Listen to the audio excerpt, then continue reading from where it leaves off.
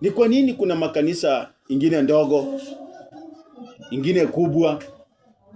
Na nikapata jibu. Unajua Mungu anakuleteanga jibu. Mungu analetanga jibu. Bwana Yesu asifiwe sana.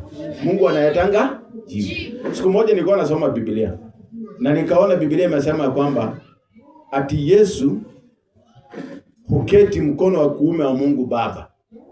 Alafu kale kama jamaa kanaitwa Stefano kanakuja kanatuambia Yesu amesimama mkono wa kuume wa Mungu Baba. Sasa nikawa najiuliza, Yesu uketi ama usimama? So kama bado hiyo maneno yapita katika maindi zangu na nilikuwa nimefungulia TV, nikaona kuna jamaa anahubiri hapo. Anasema Yesu huketi mkono wa kuume wa Mungu Baba. Lakini sasa ile anapokea wateule wake, yeye usimama. Bwana asifiwe sana. Alikuwa amenijibu swali yenye kule nisumbua kwa akili. Sasa pia juzi kuna Mungu alituma mjamaa mwingine hapa akakuja akajibu swali yenye nilikuwa nimejiuliza siku nyingi. Ati ya kwamba hata yeye kumbe alikuwa anajiuliza hiyo swali na Mungu akajibu yeye, na yeye akakuja akanijibu. Kwa nini tulikuwa na makanisa ndogo? Kwa nini tulikuwa na makanisa kubwa? Si hii ndogo ifunge ingie kwa ile kubwa. Bwana asifiwe sana. Amen. Ama ile kubwa ifungie ingie kwa hii ndogo. Sasa akasema Mungu alimchukua mara moja akampeleka town. Akawa anaona usafiri ya watu. Akawa anaona kuna watu kama Sali.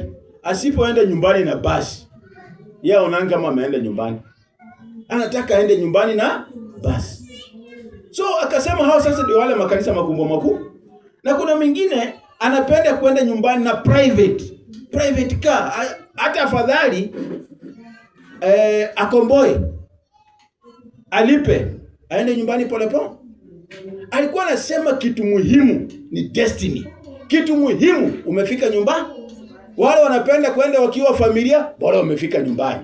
Wale wanapenda kuingia kwa basi, bora wamefika nyumbani. Kuna yule mwingine anapenda kuingia kwenda na shuttle. Bila shuttle haendi. Bwana asifiwe sana. Si bora afike wapi? Kuna mwingine anapenda ndege. Afadhali aweke pesa mingi. Aweke mpaka ile siku itafika ya ndege kwenda na kuru. Kitu muhimu amefika wapi? Kuna wengine wanachukua gari ya moshi. Yeye aendangi nyumbani na hii gari zingine. Anaenda na gari ya moshi. Gari ya moshi unafikiri inabeba hizo mbogi wangapi ama ni watu wangapi wako ndani? Akana anasema kitu muhimu ni ufike salama kule ambako unaenda. Bwana asifiwe sana. Na kuna wengine hata kuna mwingine nilikutana hapa juzi. Akaniambia akienda nyumbani, anaweka pikipiki yake mafuta, anavaa vizuri, anaenda nyumbani na bibi yake hapo nyuma.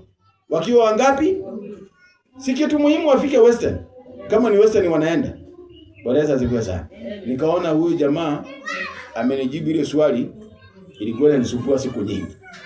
Na Biblia naye kaongeza kasema, enyi kundi ndogo ya nyinyi mnajiona wadogo, msiwe na shaka. Maana Mungu yuko pamoja na nyinyi. Bwana asifiwe sana. Maana pia Mungu mwenyewe anatia muhuri anasema, walipo wawili ama watatu, mimi niko katikati yao. Na hapo sisi tuko zaidi ya watu 20 hapo, si kweli? Are we more than 20 people here?